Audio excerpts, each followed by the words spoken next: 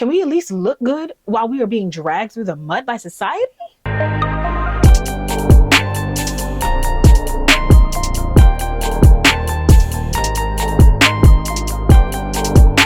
Hello, MVPs. Welcome back to a special Bridgerton style analysis video. I know many of you have asked me to do this video, and I aim to please. So today we are going to be analyzing the style of the one and only Penelope Bridgerton. Little backstory on my love affair with this character. I identify with her so much. I would be making an understatement if I said that she and I are the same person. Definitely a girl who grew up the chubby one, who grew up, overlooked, whether it was by family or boys or whatever it may be, and just really glowed up at a later time in life. Just really identify with this character so much. So I am excited to do this video and go through her style from season 1 all the way up to the end of season 3.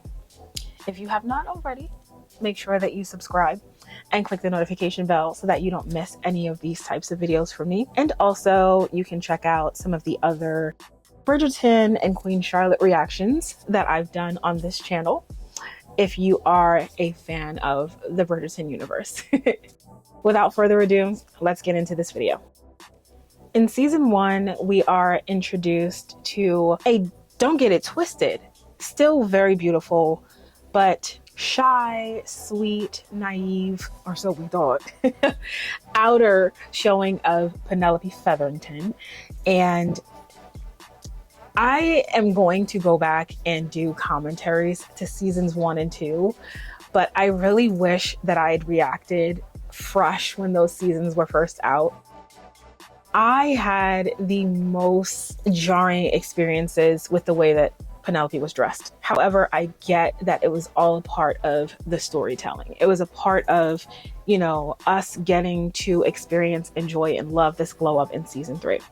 So we see Penelope in season 1. Her wardrobe is full of pastel colors, floral prints, empire waistlines, reflecting this sort of innocence and naivete.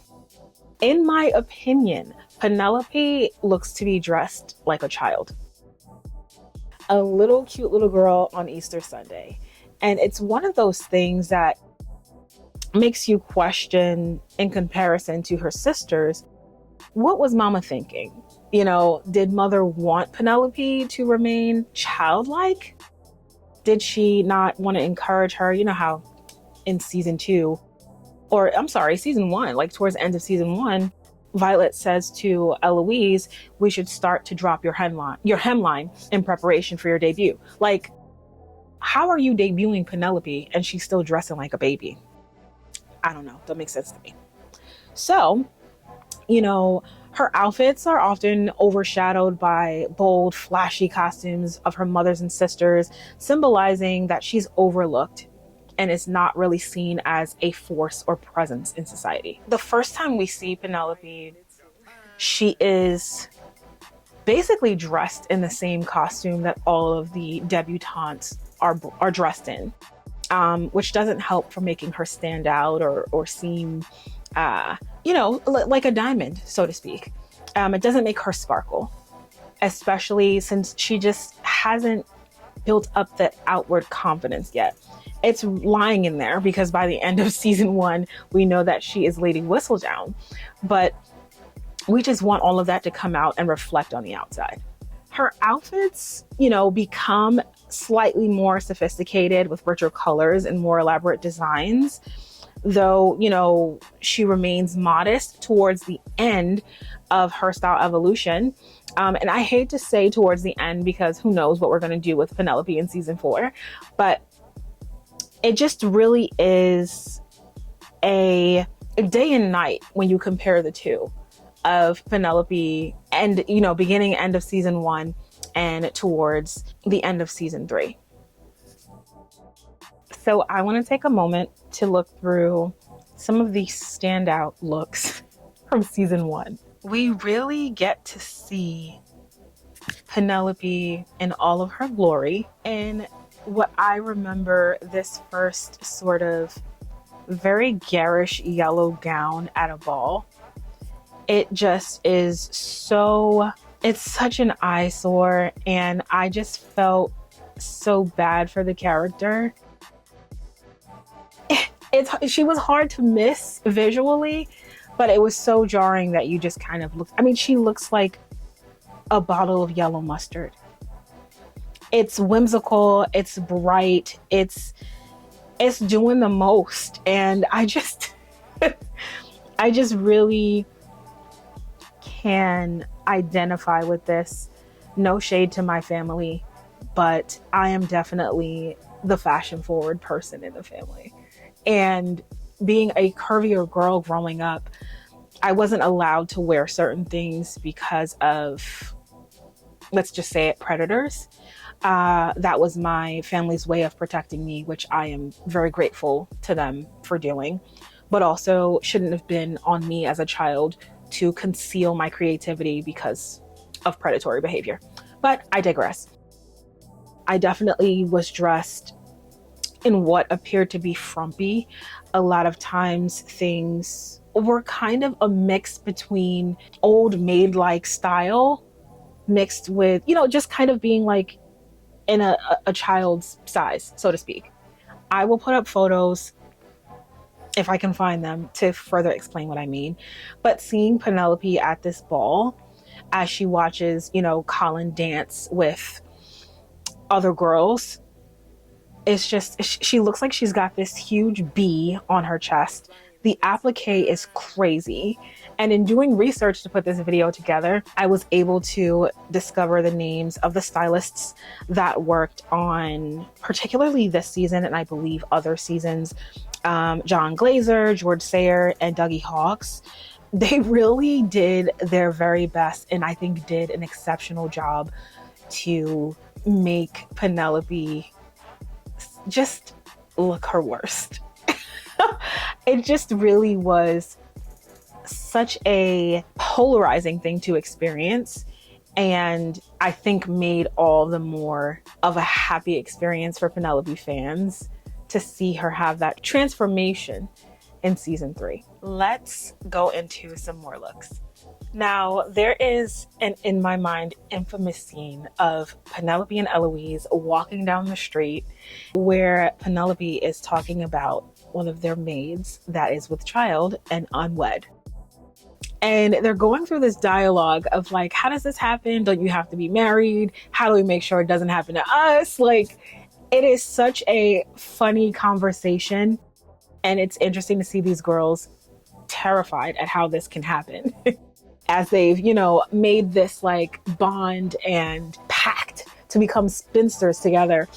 And y'all, the dress that Penelope is in is just a complete and utter fashion violation.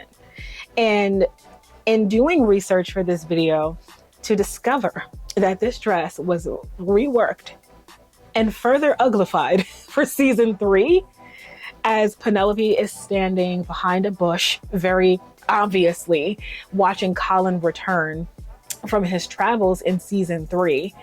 That is the same dress. They just reworked it and just made it a lot more ostentatious, added more applique, added more yellow and pink and blue, and like, child, like she looked like a whole Easter peep, and hated it for her. Hated it. But what do you wear? You have to wear what your family tells you to wear when you are seen as someone who is not independent of style, independent of, having a voice amongst their family, whatever it may be. That was very much Penelope.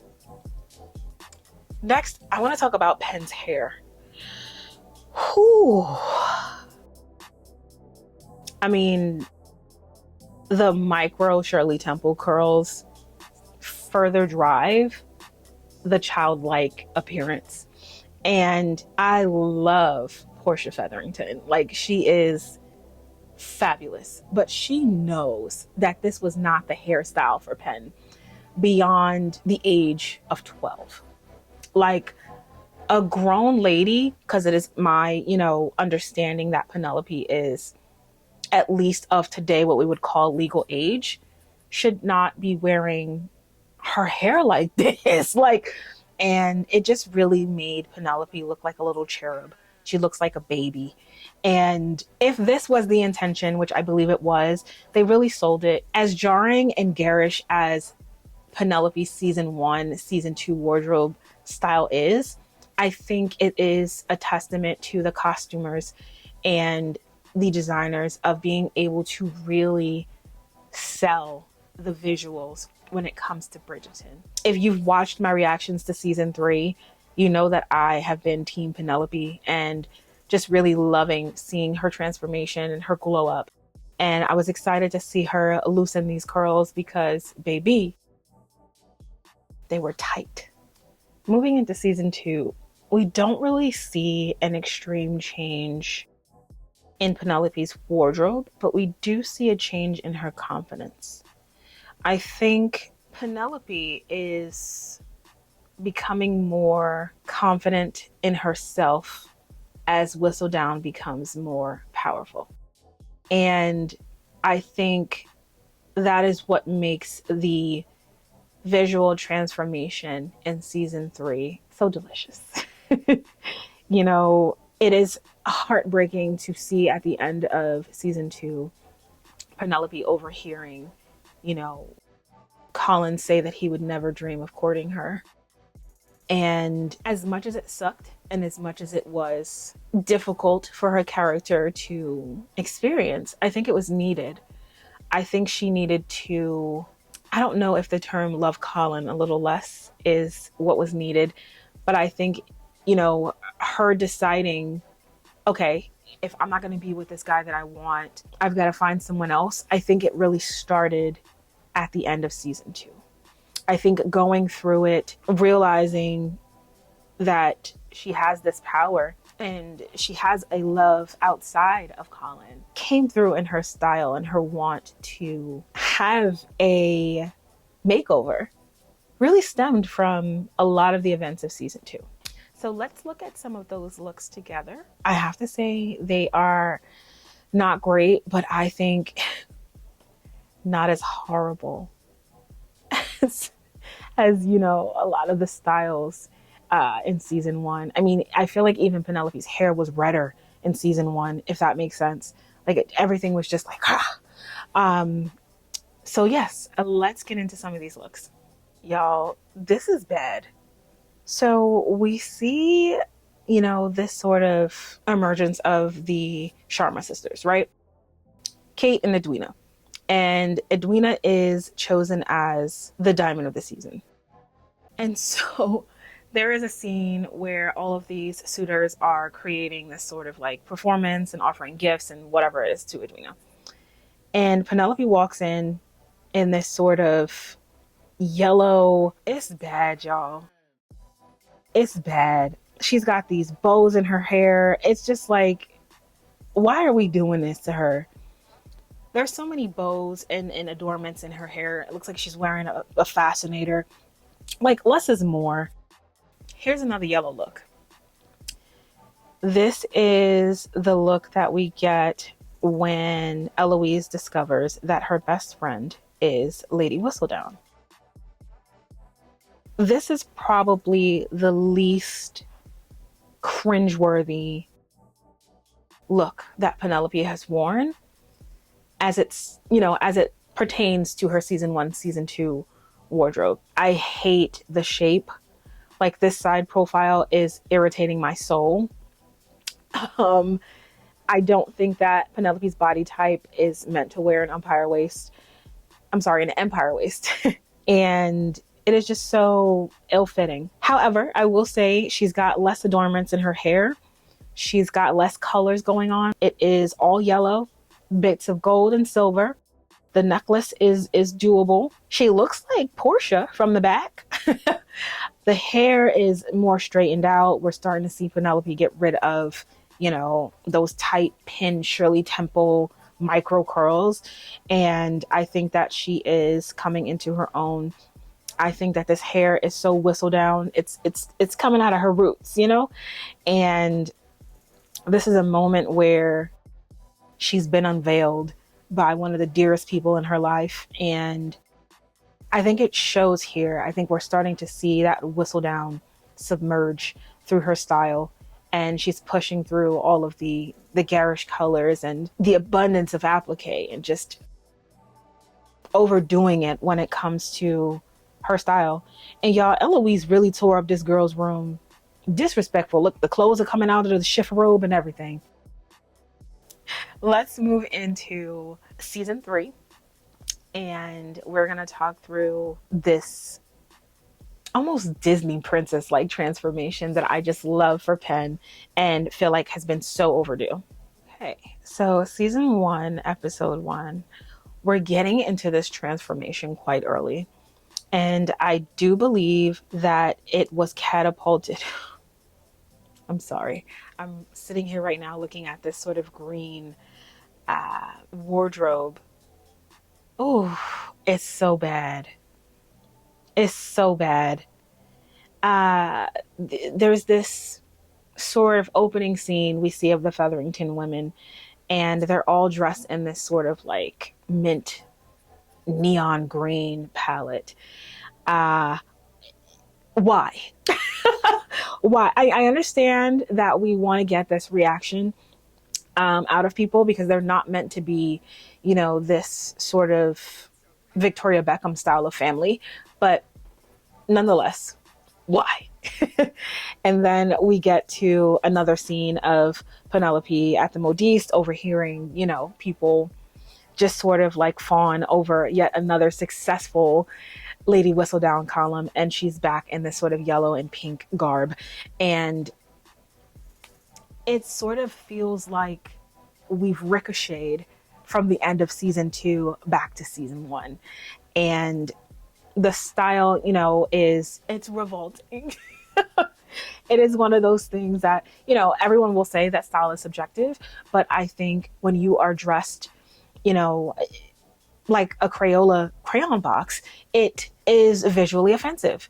I know that there are some ways, some people are very skilled at making those things work, but those people are very few and far between. And I think one thing is understanding color theory, understanding your silhouette, understanding, what works for you when it comes to how you feel, but also how you look. And they knew to do the complete opposite for Penelope's character and to make her the most frumpy, overstyled, overdressed kind of character that from head to toe, you just do your best to avert your eyes from. So we got to talk about this rework that was done by the costumers for this season. This is the same dress that Penelope is walking down the street with Eloise, discreetly discussing the pregnancy of Marina. When we first see Penelope, she is still wearing her citrus colours. We reworked one of her old dresses from a previous season and just added more embellishment to it. And so this is the piece that she wears when she goes to the garden party. The following morning, she's had enough of her family. She just wants to change. She is now wearing it again, which makes sense because, the Featheringtons were going through, hard financial times. So this is like, within the story, and it makes sense. But visually, like, she looks like a bouquet of flowers, and not in the best way. So we really get to see Penelope the way we remember her in season 1, because it had been 2 years since we'd had a season 2 of Bridgerton. So I think they wanted to really remind us of what she was like before we dived into, this transformation. And we walk into this sort of daytime event, and they've added more applique over the dress. There's an applique belt around the Empire area. And also, where were they hiding Penelope's boobs? Is it me? Because where were they? I think that deserves an award. Non-existent in this dress. I mean, we're looking at these organza, 3/4 length I'm sorry, full length gloves, not 3/4. The necklace matches the applique. There's this hair piece. We're back to the tight curls. It's this sort of mullet style. Like, it's a lot, y'all. And of course, she's also being picked on by Cressida Cowper. And it's just like, come on. Like, can we do better? Watching her best friend walk away with this snake. Like, can we at least look good while we are being dragged through the mud by society? Nope, we can't, because we're going to end up on top by the end of the season. All right, let's get into what I feel was like the catalyst. The moment that Penelope was like, something gotta give. So the Featheringtons are walking out of this event. They're walking to the carriage and they're talking about, who needs to produce the male heir, which in my mind, I knew it was going to be Pen, but, I was getting ahead of myself. And the colors and textures are all crazy for all of the women, but Penelope just looks the worst. Being the chubby kid, that resonates with me so much. Majority of my friends as a kid weren't chubby. And so I was left out to be the one, wearing things that didn't look the best. I couldn't go to Justice, or I couldn't go to Limited 2 and shop with everyone else. I was probably shopping at the Limited and wearing clothes that were meant to fit, an older woman. But it is the moment that Portia says to Penelope, "I'm so happy that you will be here to take care of me in my old age." And I'm paraphrasing. And Pen was just like, wait a minute. Like, no, that's A.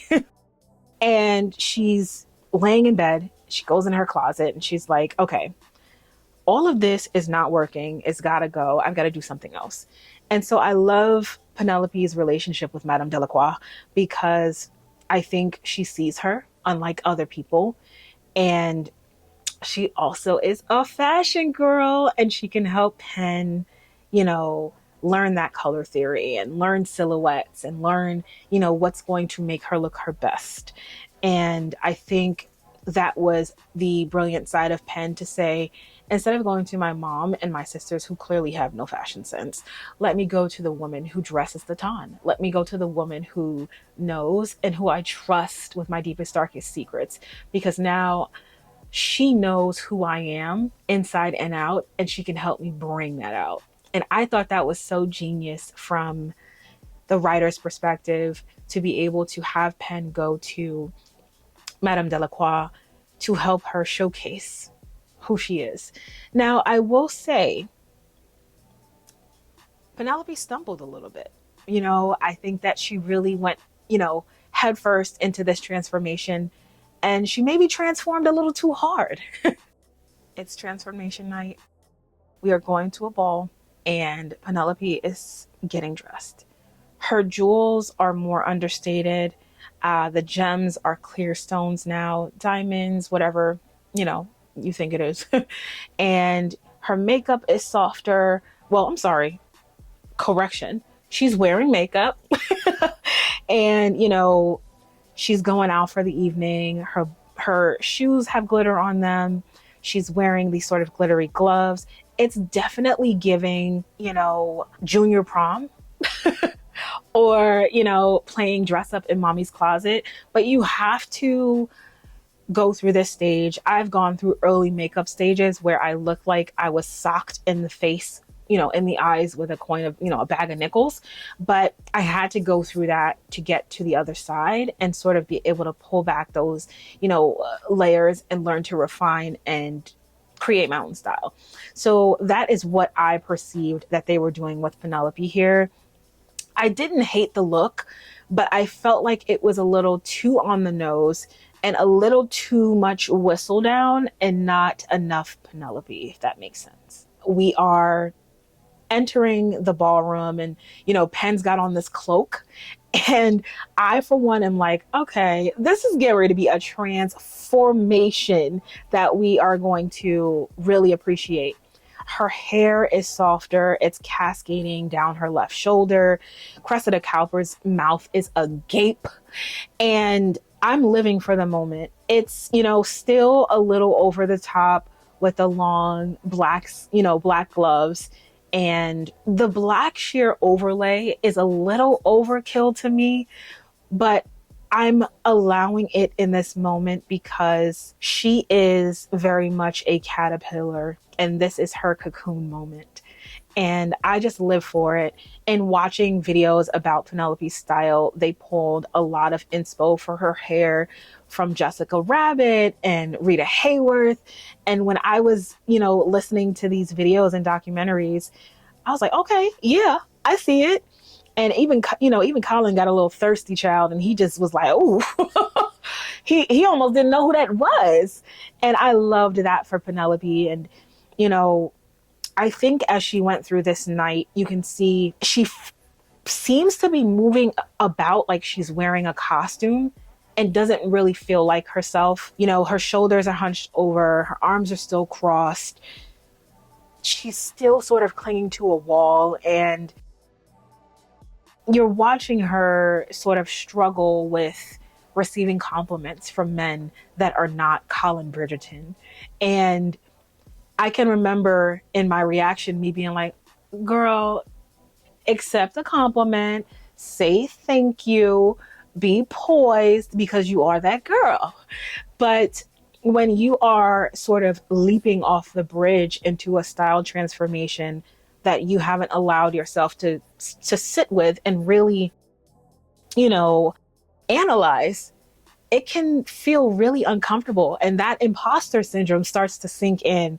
And so I love this scene in her doing this transformation, but it not quite having the effect that she expected, because it was a little too much Whistledown and not enough Penelope. And, of course, we get to the point where Cressida is threatened and she steps on Penelope's train and ruins her dress. But it's okay. It is okay, because this isn't where we're staying. This is merely, a rest stop in our transformation, both internally and externally. And I look forward into getting into the rest of these looks from season 3. Now, when Pen is sitting in the garden with Colin and they're conspiring for him to help her find a husband, and she's in this really beautiful mint light sage green dress with just, a subtle adornment in her hair, I think this is where we're really starting to see that transformation. It's not such a hard flip of the switch when it comes to how she's always dressed. And I think staying within the same sort of monotone color palettes of wearing blues and greens is her starting to discover with Madame Delacroix the colors, the color story that works with Pen. Her hair is also a softer, red color that I think is so beautiful with her porcelain skin. And, the blush is just well placed. And I think Penelope hasn't looked better in this scene. We still see a little bit of applique, which I think is the Featherington way. I don't hate applique. I just don't need it to be competing with the rest of the garment. I think it should complement it. And I think the costumers did a really good job with this look here. It just seems softer and more of a duality of Lady Whistledown and Penelope. She's so cute running away. One of my other favorite scenes with Penelope is when she's getting dressed and Varley walks in and really has a look at her and says, "I'm glad your mother let you keep your dresses. The looking glass doesn't lie." And that always, not me getting ready to tear up right now, but the glow in Penelope's eyes of someone she's known her whole life that has probably overlooked her or treated her like a kid, or just kind of, really didn't see her as she is, says to her, you're beautiful, gives her that confidence. It wasn't necessarily being said to Lady Whistledown. It was being said to Penelope Featherington. And I think that gave her a bit more confidence. And I mean, the look is stunning. It is that green again, which is, Penelope looks great in pastels. She's worn pastels in the past, but the colors have just been competing with each other. Like, I really believe pastels are her lane, and she just needed to just peel back the layers and stick to one color to really bring that out. And the hair is just, it's more sophisticated, it's more ladylike, and I just love to see Penelope having this transformation and to see people in her life notice, to see people, finally see how beautiful she really is. And I love that moment and love the look. Next look would have to be where they finally got appliques right for Penelope Featherington. Penelope and Colin are out at like this sort of day market, and she just looks beautiful. I mean, the applique is perfect. It looks so elegant. She already looks like Penelope Bridgerton. Like, she just does to me. And, it looks like something that the color palette is becoming more Bridgerton-like, in the sense of like it's airing and moving out of that green and into more of a blue, soft, elegant color palette. And as she's conspiring on how to, find a husband with Colin, I think he's really and truly fallen in love with her. And I just love it. I mean, she's got these pearls in her hair.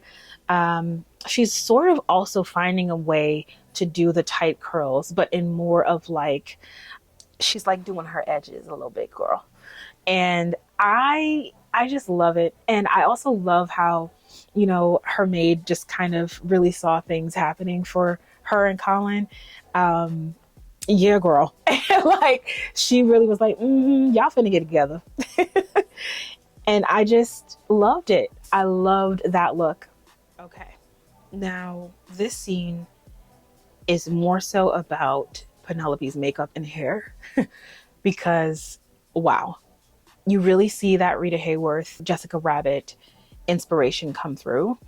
And the lighting in this scene is just immaculate. I think that what I love most about this scene is Penelope has been broken down yet again to a space that she really can't go lower than.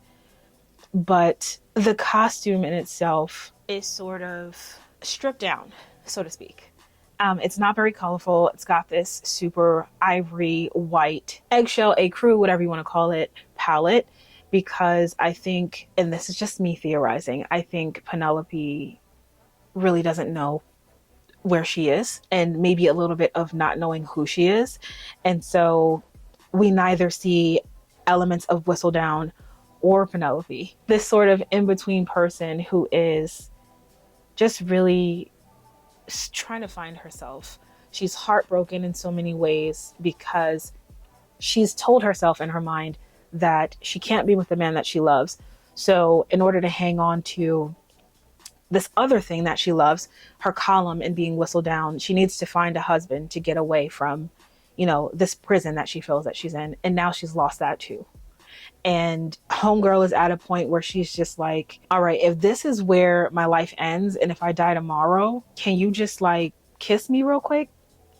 And this scene was so heartbreaking, as beautiful as she looked. I just know that she just was feeling empty. And that's what this look symbolizes to me. Like, it's beautiful, but it seems like the foundation of something you build a dress on, sort of like the skeleton of a dress, so to speak. They got a little deep. But yeah, let's actually get into the carriage scene. This is the dress that Penelope wears in the carriage scene when Colin and Penelope first get intimate. The petticoat is sheer. We wanted to use something soft and slippy to help with the action when Colin is lifting up her skirt. Now, I was not a reader of the books before this season, and I am halfway through romancing Mr. Bridgerton. So I went into this not knowing anything about the carriage scene. And was I in for a surprise? I loved this look, not only because she wore it in the carriage, but I thought that she really looked like a princess. The sleeves, however Cressida Cowper-esque, she just really sparkled this night. And from the inside out. You know, I loved the design on her. It definitely seemed like a trendy style. I loved the jewelry, the hair per usual. And here is, I think, where we really start to see that Penelope Featherington has some good boobs. I don't know about y'all. I really did not recognize or see them until this scene and wanted to know where they were hiding them. You know, where were we hiding the good boobs? It just really is a beautiful look and a beautiful night. Next, infamous scene of Colin putting Portia Featherington in her place. This dress is super reminiscent of the dress she wore in The Market with Colin. I love the tonal applique, the organza sleeves. It just is super, super feminine, super soft, and makes sense for the scene because Penelope is able to stand in her feminine energy while she's being protected by the love of her life. And I wept during this scene because I know how that feels. I know how that feels to always be on the offensive, always feel like you're being attacked by your family, by, society, whatever it may be. And Penelope is just super feminine and soft in this scene and in this dress. And of course, we know what happens next. But yeah, I loved this dress. I thought it was super flattering on her. And although we still have the umpire waist, I don't think that it is as defined as the other looks were. And just loved it. Penelope's wedding dress was gag worthy. I don't care what anyone says. In doing research for this, I did watch a video. I think it was 2 videos actually about how they came up with the concept for this dress and really just thought it through so well. This dress looks like a simple thing. It involved the people that made the veil, the people that made the net, the guy that made the corset, the guy that made the train, the people that made the dress. A lot went into it to make something look simple and easy. Yeah. The dress is a sort of soft pink, and the train to me is an ivory that is pieced together so well that it looks yellow. So there's elements of Penelope, her style legacy in this wedding dress that I'm not sure that a lot of people caught, but Pen has been wearing pink and yellow for forever. And I thought even in the way that the church was, decorated with the mix of the Bridgerton blue and the Featherington yellow, it just was a moment. And the way the sleeves were draped, just so elegant. I can't say enough about it. The train was gorgeous and the applique was still present, but it was done in such a, subtle way that you really have to be close up on her dress to see. The applique was more of a tulle, similar to like the veil. And the costumers really, really had it in mind to make this feel like a real wedding. And in seeing interviews with the cast members, they said it really did feel that way. So I know it felt that way for me watching it as a fan, so I can only imagine. But Penelope is gorgeous. And I have to say, the corset that she's wearing underneath this wedding gown is also very stunning. They thought about every detail, and brava. So well done. I love Penelope Bridgerton's wedding dress. Okay, now we are at the coming out outfit, which very much reminded me of the first event of the season, of season 3. The color palette was dark, sort of emerald, but we are losing the black overlay, which in my mind says that Penelope Bridgerton is the emerald of the season. Although I think she's the diamond, but if we're talking about style analysis, that's what this says to me. I thought the red lip was a fantastic touch. I think that Penelope is more of herself than she'll ever be. And as she steps into the center of the ballroom, no longer a wallflower, both internally and externally, and addresses the ton and comes out as Lady Whistledown. I think that this look is beautiful. It's sparkly like the dress from the Carriage Scene, but also super feminine. I mean, the girls are on display. That's A. And she's corseted to the gods. And I don't know how to feel about the organza gloves. I know it may have been, a sign of the times where, a lady was to wear gloves when she went out. But I do say I love the sort of shorthand organza gloves over the 3/4 length. Of course, the hair is beautiful. We still see a little bit of the Penelope Featherington circa season 1 pin tight curls on the side, but it is much looser and wavy, Jessica Rabbit style on the left, and just absolutely stunning. And to have the queen snarling at you like that while you're telling her that you have been her arch nemesis for the past 3 seasons, whoo, girl. I mean, and Colin was just standing there so proud. I loved this look, and it's good to see Penelope in an almost jewel tone that is so complementary to her natural color palette. And this has to be my favorite final scene of any Bridgerton season, including season 1, when we found out who Lady Whistledown was. This has to be my all-time favorite because it was yet another win for Penelope to be seen as the person who saves her family. And Pen just looks so confident, so sure of herself. She has helped Colin in, publishing his first book, and she has birthed the heir to the Featherington estate. And I am just like, girl, I don't think that it necessarily matters, but I was so happy that it was Pen to birth the heir.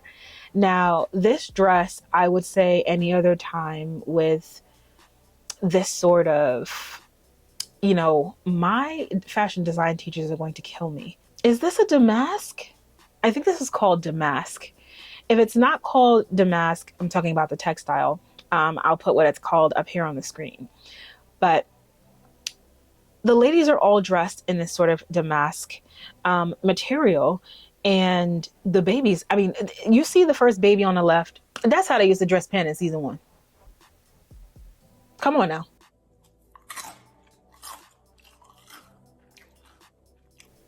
The baby is dressed like Penelope from season 1. I just love, this look on Penelope. I really do. I think she looks sophisticated. I think she looks like a lady.